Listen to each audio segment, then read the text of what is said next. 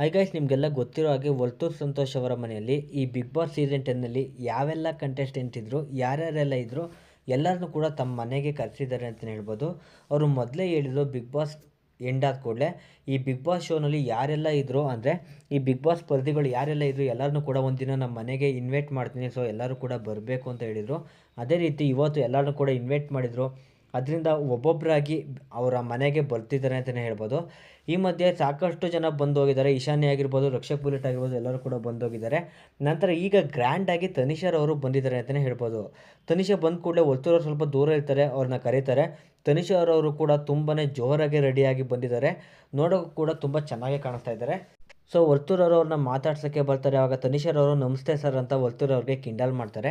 ನಂತರ ಪೇಟ ಆಗಿರ್ಬೋದು, ಶಾಲ ಆಗಿರ್ಬೋದು ಎರಡನ್ನೂ ಕೂಡ ಹಾಕ್ತಾರೆ. ಒಂದು ಸ್ವಲ್ಪ ಪೇಟನ್ನು ಜೋರಾಗಿ ಹಾಕಿದಾಗ ನಿಧಾನ ಕಣೋ ಅಂತ ಅವ್ರು ಹೇಳ್ತಾರೆ. ನಂತರ ವರ್ತೂರವ್ರು ಏನೋ ತಮಾಷೆ ಮಾಡ್ತಾರೆ. ಆವಾಗ ಒಂದು ರೀತಿ ವಾರ್ನಿಂಗ್ ಕೊಡೋ ರೀತಿ ಅವ್ರ ಕಡೆಗೆ ಕೈನ ತೋರಿಸ್ತಾರೆ. ನೀನು ಇದೆಯಲ್ಲ ಅಂತ ಅವರು ಹೇಳ್ತಾ ಅವ್ರಿಗೆ ಒಂದು ವಾರ್ನಿಂಗ್ ಕೊಡೋ ರೀತಿ ಕೈ ತೋರಿಸ್ತಾರೆ ಅಂತಲೇ ಹೇಳ್ಬೋದು.